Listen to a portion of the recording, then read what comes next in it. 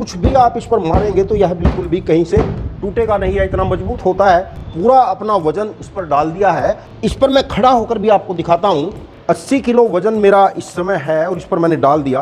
Panel बिल्कुल नहीं टूटेगा। आज के इस वीडियो में हम देखेंगे कि यदि सोलर पैनल टूट जाए तो उसको कैसे ठीक करके कामयाब कर सकते हैं, और सोलर पैनल को हम कहां कैसे यूज करें जिससे हमारे घर में प्रयोग होने वाली विद्युत ऊर्जा के लिए हम आत्मनिर्भर बन सकें। जैसे कि यह मेरे पास एक सोलर पैनल है, आप देख रहे हैं कि यह फ्रेमलेस सोलर पैनल है। ऐसे पैनल हम अपने ऑफिस टेबल पर रखने के लिए प्रयोग में लाते हैं, और यह फ्रेमलेस जो सोलर पैनल मेरे पास है, इसमें मैं आपको यह दिखाऊंगा कि एक सोलर पैनल के अंदर क्या क्या मटेरियल लगा हुआ होता है और कैसे वह वर्क करता है। दोस्तों, यदि आप देख रहे होंगे कि यह एक बहुत ही पतला ग्लास है जिससे यह सोलर पैनल बनाया गया है। यह बहुत ही मजबूत ग्लास होता है, टेम्पर्ड ग्लास होता है।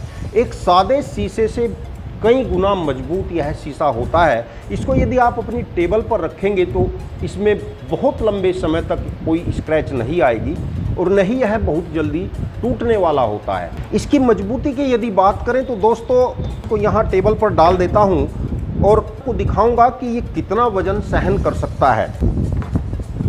और यदि आप देखेंगे, यह एक स्क्रू ड्राइवर मेरे पास है। इसको यदि आप इस पर पूरी ताकत से रगड़ेंगे तो इस पर कोई स्क्रैच किसी प्रकार का नहीं आएगा। टेबल पर रखने से यह सुंदर भी लगेगा, इफेक्टिव लगेगा। आने जाने वालों को लगेगा कि ये अलग चीज़ क्या है। कीमत की यदि बात करें तो एक सादा ग्लास जो आप ऑफिस टेबल के लिए यूज करते हैं, उसकी कीमत भी तकरीबन 100 से 150 रुपये स्क्वायर फीट के हिसाब से मिलता है। लगभग उसी कीमत में यह सोलर पैनल आ जाता है। और जब तक आप ऑफिस में अपने ऑफिस की लाइट ऑन करके कार्य करते हैं, तब तक यह आपके लैपटॉप और मोबाइल के लिए आपको पर्याप्त एनर्जी देता रहता है। इससे मोबाइल चार्ज या लैपटॉप चार्ज कैसे करते हैं? मार्केट में जो कार के मोबाइल चार्जर आते हैं, 12 वोल्ट के मोबाइल चार्जर या 12 वोल्ट के लैपटॉप चार्जर आते हैं, उस चार्जर को इस पर लगाकर आप दिन भर अपने लैपटॉप पर कार्य कर सकते हैं, मोबाइल चार्ज कर सकते हैं। दोस्तों, यदि मीटर में आप देख रहे होंगे तो 18 वोल्ट इस समय यह पैनल जनरेट कर रहा है, और मैं इसके शॉर्ट सर्किट एम्पियर भी चेक करूंगा कि कितने एम्पियर यह दे रहा है। दोस्तों, यदि आपने चैनल को सब्सक्राइब नहीं किया तो प्लीज़ चैनल को सब्सक्राइब कर लीजिए, क्योंकि हम ऐसी ही इंफॉर्मेटिव टेक्निकल वीडियो आपके सामने लेकर आते रहते हैं। दोस्तों, मीटर में आप देख रहे हो तो 1 एम्पियर इस समय यह एनर्जी जनरेट कर रहा है। दोस्तों, जैसे कि आपने देखा कि ये छोटा ही पैनल है, इस मेज पर यदि पूरा पैनल लगाया जाएगा तो क्योंकि यह 1 एम्पियर की एनर्जी जनरेट करता है, जो कि एक मोबाइल चार्जर और एक लैपटॉप चार्जर के लिए पर्याप्त है। और यदि इस मेज पर पूरे पर एक सादा ग्लास न डालकर उस ग्लास की जगह हम सोलर पैनल डालेंगे तो कम से कम 3 एम्पियर की एनर्जी यह जनरेट कर सकता है। और दोस्तों, यदि इसकी मजबूती की बात करें तो एक ऑफिस टेबल के लिए जो सादा ग्लास हम डालते हैं उससे कई गुना यह मजबूत होता है। देखने में यह पतला लगेगा।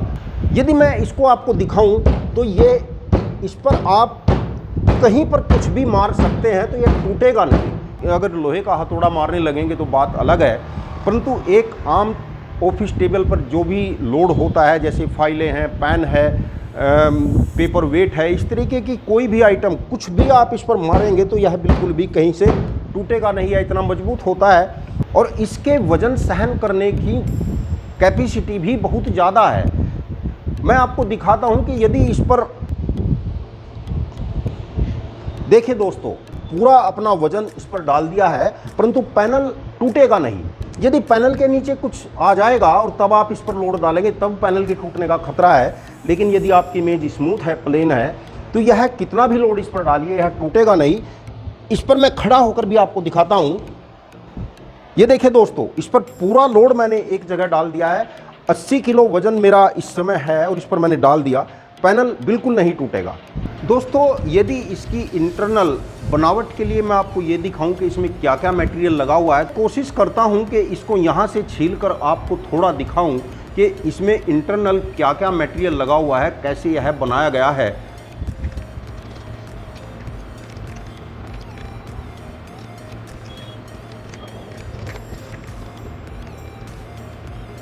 दोस्तों बहुत ही मजबूती से इसको पेस्ट किया हुआ है, मुझे नहीं लगता कि यह उतर पाएगा। नहीं दोस्तों, यह बिल्कुल भी नहीं उतर पाएगा। इसको बहुत ही मजबूती से पेस्ट इसके ग्लास के साथ में किया हुआ है। बहुत ताकत और बहुत जोर लगाने से भी यह कोना इसका बिल्कुल फट नहीं रहा है। आप देख रहे हैं कि चाकू से बड़ी मुश्किल इसका ये थोड़ा सा कोना उतर पाया है। और इसको आप देख रहे हैं, इसमें यह एक प्लास्टिक की शीट लगी हुई है जो इसके आप इस साइड में देख रहे हैं। यह पूरी एक प्लास्टिक की शीट है और इसके ऊपर एक गमिंग शीट लगी हुई है जो इसको ग्लास के साथ में चिपका रही है। दोस्तों जैसे कि इसका ये थोड़ा सा कोना मैं बड़ी मुश्किल से उतार पाया हूँ। और आप देख रहे हैं कि ये जो नीचे से ग्लास निकल आया है, यह एक आम ग्लास नहीं होता। आप यहाँ पर अगर ध्यान से देखेंगे तो देखेंगे कि ये स्मूथ शीशा नहीं है, प्लेन नहीं है। यहाँ पर इस पर क्रिस्टल बने हुए हैं, अर्थात छोटे छोटे शीशे के ही दाने यहाँ पर बने हुए हैं। दोस्तों यह क्रिस्टल इस शीशे में क्यों बनाए जाते हैं? आपने दोस्तों आम शीशे देखे होंगे। आम शीशे के नीचे यदि कोई चमकीली या काली शीट लगा दी जाए तो उस शीशे में हमको अपना फोटो दिखने लगता है। आप इस ग्लास में देख रहे हैं कि आपको अपना कोई फोटो दिखाई नहीं देता। यह क्रिस्टल इस कार्य को करते हैं। यदि सोलर पैनल में से आपको अपना फोटो दिखने लगे तो समझ लीजिए कि वह सोलर पैनल अच्छा सोलर पैनल नहीं होता। हमको इस शीशे में अपना फोटो क्यों नहीं दिखाई देता? दोस्तों इसीलिए दिखाई नहीं देता कि इसके शीशे के अंदर, इसके बैक साइड में जो क्रिस्टल बने हुए हैं वह इस पर पड़ने वाले प्रकाश को क्रिस्टलाइज करके सोलर पैनल को देते हैं। अर्थात इस पर पड़ने वाला प्रकाश परावर्तित नहीं हो पाता। और दोस्तों यदि आप एक सेल को ध्यान से देखें, यह एक सेल होता है, इसको हम एक सोलर बैटरी बोलते हैं। जैसे बैटरी के अंदर अलग अलग सेल होते हैं और उनको हम सीरीज में जोड़कर 12 वोल्ट बनाते हैं, ऐसे ही यह सेल होते हैं और इन सेल को जोड़ करके हम 12 या 18 वोल्ट इससे प्राप्त करते हैं। तो जैसे कि आप इस सेल को देख रहे हैं तो इसमें आप बहुत बारीक बारीक सी लाइनें देख रहे होंगे। यह सेल होता क्या है? यह सेल एक सिलिकॉन पेपर होता है। सिलिकॉन एक धातु होती है जो रेत को प्यूरिफाइड करके तैयार किया जाता है। उसके बारे में किसी दिन किसी वीडियो में फिर चर्चा करेंगे। यह जो आप काला काला देख रहे हैं यह सिलिकॉन पेपर होता है और सिलिकॉन पेपर के ऊपर बहुत बारीक बारीक तांबे की लाइनें लगाई जाती हैं। सिलिकॉन की विशेषता होती है कि जैसे ही इस पर प्रकाश की किरणें पड़ती हैं, प्रकाश की किरणों में आने वाले फोटोन सिलिकॉन से इलेक्ट्रॉन मुक्त करते हैं और उन इलेक्ट्रॉन का प्रवाह ही हमें एनर्जी देता है। ये जो छोटे छोटे बहुत बारीक बारीक लाइनें इस तरीके की बनी हुई हैं, इलेक्ट्रॉन इन पर आते हैं और इन बारीक लाइनों से फिर इलेक्ट्रॉन इकट्ठे होकर इन मोटी लाइनों पर आते हैं और ये लाइनें एक दूसरे सेल से जाकर जुड़ती हैं। ये सेल ऊपर से नेगेटिव चार्ज है और इसके बैक साइड पीछे से यह पॉजिटिव चार्ज होता है। तो आप यदि ध्यान से कैमरे में देखेंगे कि इसकी यह ऊपर वाली लाइन इस सेल के नीचे जा रही है। ध्यान से ज़रा देखिए, यहाँ पर इस सेल की ऊपर वाली लाइन इस सेल के नीचे जा रही है। ये देखिए, ये लाइन इस सेल के नीचे जा रही है, अर्थात इस सेल का नेगेटिव इस सेल के पॉजिटिव से जुड़ा हुआ है, फिर इस सेल का नेगेटिव दूसरे वाले सेल के पॉजिटिव से जुड़ा हुआ है। इस प्रकार कई सारे सेल सीरीज में जोड़कर उस सीरीज के 20-21 वोल्ट बनाए जाते हैं और फिर अलग अलग सीरीज को पैरेलल करके पैनल को ज़्यादा या कम एम्पियर का बनाया जाता है। दोस्तों आजकल आपने देखा होगा कि घरों में रेलिंग पर शीशा लगाने का प्रचलन है। वहाँ पर हम एक आम शीशा लगाते हैं जो कुछ दिनों में धूप में रहकर ख़राब हो जाता है। यदि हम उसकी जगह यह सोलर पैनल का यूज करें, क्योंकि आजकल कंपनियां भी कस्टमर की रिक्वायरमेंट के अनुसार ट्रांसपेरेंट भी इसको बना देती हैं। उसके लिए क्या करना होता है, जैसे कि इस पैनल में यह एक सफ़ेद सीट लगी हुई है तो यहाँ पर ट्रांसपेरेंट सीट लगा दी जाती है, तो वह पैनल देखने में अच्छा भी लगता है। और होता क्या है कि यदि रेलिंग के लिए आप सोलर पैनल लगाना चाहते हैं तो वहाँ पर आप बाईफेशियल पैनल अपने रिक्वायरमेंट साइज के हिसाब से बनवा लीजिए।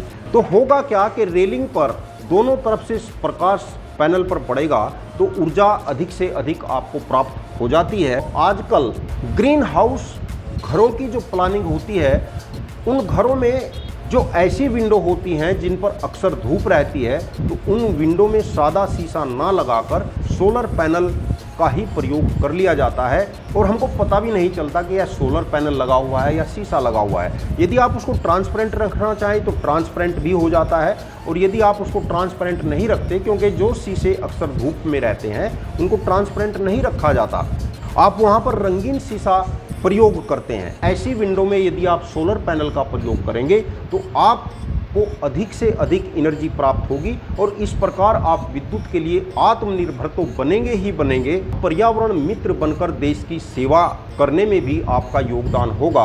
अब दोस्तों बात कर लेते हैं कि यदि हमारा सोलर पैनल टूट जाता है तो हमको क्या करना चाहिए। दोस्तों मैं आपको बता दूं कि यह जो सोलर पैनल का ग्लास होता है, यह टेम्पर्ड ग्लास होता है। यदि यह टूटता है तो इसमें कोई लाइन या इसका कोई एक पीस अलग नहीं होता, यह पूरा का पूरा ही शीशा टूट जाएगा और इसके छोटे छोटे पीस हो जाते हैं। जैसे आपने गाड़ियों के शीशे देखे होंगे, गाड़ी का शीशा जब टूटता है तो वह छोटे छोटे पीस में बिखर जाता है। इसी प्रकार यह शीशा भी पूरा का पूरा शीशा टूट जाएगा और उसमें मकड़ी के जाले की तरह इसका जाल बन जाएगा, क्योंकि ये जो गमिंग शीट इस पर लगी हुई है यह इस शीशे को बिखरने नहीं देती।